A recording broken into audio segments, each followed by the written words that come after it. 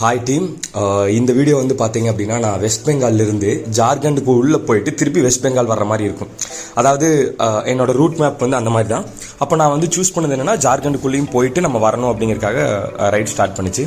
அப்போ அந்த டேவோட மார்னிங் டே வந்து நான் ஸ்டார்ட் பண்ணி எக்ஸாக்டாக வந்து பார்த்தீங்கன்னா ஜார்க்கண்ட் வழியாக உள்ளே போய் ஆக்சுவலாக நான் ஸ்டே பண்ணியிருந்த இடம் வந்து பார்த்தா நேபாள் பக்கத்தில் ஒரு இடம். திருப்பியும் வெஸ்ட் பெங்கால் வந்து அதுக்கப்புறம் நான் வந்து என்ட்ரி ஆகி அதாவது ஒடிஷா அந்த மாதிரி வந்து வரணும். அதான் ரூட். அப்போ இங்கே போகும்போது என்னென்னா ஒரு வித்தியாசமான ஒரு பழக்க வழக்கங்கள் மக்கள் கிட்ட.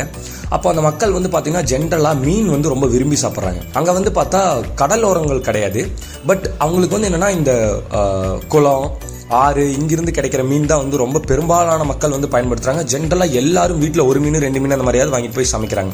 லைக் நம்ம கேரளாவில் வந்து பார்த்தீங்கன்னா எல்லாமே கடற்கரை ஓரமாக இருக்கனால அந்த மக்கள் அந்த மாதிரி இருப்பாங்க. அதை தாண்டி வெஸ்ட் பெங்காலில் நான் அந்த அளவுக்கு பார்த்தது வெஸ்ட் பெங்காலில் மட்டும்தான். அதை வந்து நம்ம கிராஸ் பண்ணி அங்கே உள்ளே வந்தோம். அதுக்கப்புறம் நான் வந்து பார்த்தீங்கன்னா ஜார்க்கண்டுக்குள்ளே வந்து போனேன். ஜார்க்கண்டுக்குள்ளே போய் சரி ஒரு டீ சாப்பிட்டு போகலாம் அப்படின்னு உட்காரும்போது எல்லா மக்களும் அங்கே இருந்த மக்கள் எல்லாமே வந்துட்டாங்க. இதுதான் நம்ம இந்தியா.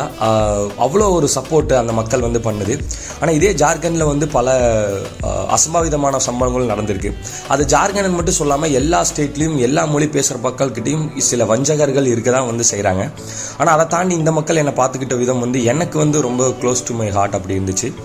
அதுக்கப்புறம் வந்து பார்த்தோம்னா பலாமரத்தோட இலை, இங்கே உள்ள ஆடு மாடுகளுக்கு வந்து ஜென்ரலாக ஆட்டுக்கு வந்து பலாமர இலை வந்து கொடுக்குறாங்க. நம்ம ஊரில் அந்த மாதிரி நான் எங்கேயும் பார்க்கல. பட் அங்கே வெஸ்ட் பெங்கால் ஜார்க்கண்டில் வந்து பார்த்திங்கன்னா அது ரொம்ப ஜாஸ்தியாக இருந்துகிட்டு இருந்தது. அந்த விலங்கினங்களுக்கு கொடுக்கறதுக்காக பயன்படுத்துகிறாங்க மக்கள்.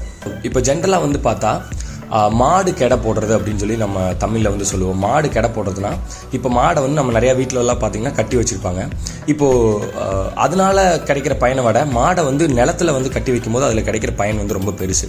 என்னென்னா மாடு வந்து எந்த இடத்துல இருக்கோ அதோட யூரினும் தென் அதோட சாணம் வந்து பார்த்திங்கன்னா மண்ணுக்கு ரொம்ப உரம். அது ஏன் உரம்னு சொல்கிறாங்க, அதுக்கு பின்னாடி இருக்கிற ஒரு சயின்ஸ் வந்து நம்ம ரொம்ப எளிமையாக புரிஞ்சுக்கணும்.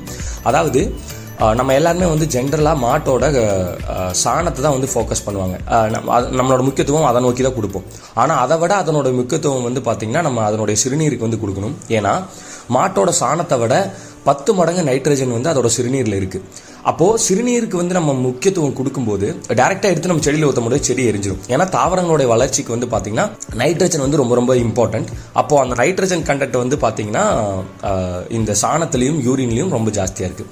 அப்போ 1 லிட்டரு யூரின் எடுத்துட்டோம்னா அதில் 10 லிட்டர் தண்ணி ஆட் பண்ணி நம்ம செடிகளுக்கு வந்து தெளிக்கலாம்.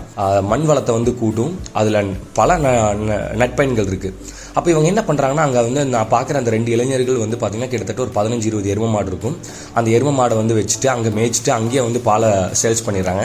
அது போக அந்த நிலத்தில் இருக்கவங்க கிட்ட அமௌண்ட் வாங்கிக்கிறது. அதாவது கெடை போட்டு அந்த நிலத்தோட மண் வளத்தை கூட்டுறதுக்கு அது வந்து பயன்படுது. நான் இருந்த இடம் வந்து பார்த்திங்கன்னா ஒரு நெல் வயல். அங்கே தான் வந்து இந்த மாடை வந்து கட்டி வச்சுருந்தாங்க. ஒரு வித்தியாசமான ஒரு அனுபவம். இந்த மாதிரி வந்து நிறையா எந்தெந்த இடத்துல எல்லாம் இருக்கோ அந்த இடத்துல எல்லாம் மண் வளங்கள் வந்து காக்கப்படும். மண் வளம் காத்தா தான் மக்கள் வளம் பாதுகாக்கப்படும். மக்கள் வளம் இருந்தால் மட்டும்தான் அறிவு வளம் அந்த நாடு வந்து வளரும். அப்போ அதுக்கு அந்த விஷயம் வந்து ரொம்ப ரொம்ப ரொம்ப முக்கியம். ஜார்க்கண்ட்லேயும் எனக்கு வந்து ஸ்கூல் விசிட் பண்ணணும்னு சொல்லிட்டு ஒரு பெரிய ஆசை. அப்போ அங்கே போயிட்டு ஸ்கூலில் வந்து நான் அப்ரோச் பண்ண போனேன். உள்ளே போகும்போது நானே வந்து பார்த்து அப்போ தான் அந்த ஸ்கூல் வந்து கட்டியிருக்காங்க. பட் ஆனால் அந்த குழந்தைகளுக்கு தேவையான அத்தனை வசதி வாய்ப்புகள் இருக்கா அப்படின்னா நிச்சயமாக இல்லைன்னு தான் சொல்லணும். ஏன்னா அந்த குழந்தைகள்லாம் வந்து பார்த்திங்கன்னா பெரும்பாலும் கீழே தான் உட்கார்றாங்க. கிளாஸ் ரூம்ஸு இதெல்லாம் க்ளீன் பண்ணுறது எல்லாமே அந்த குழந்தைகள் தான். நிறைய பேர்த்துக்கு யூனிஃபார்மே வந்து கிடையாது.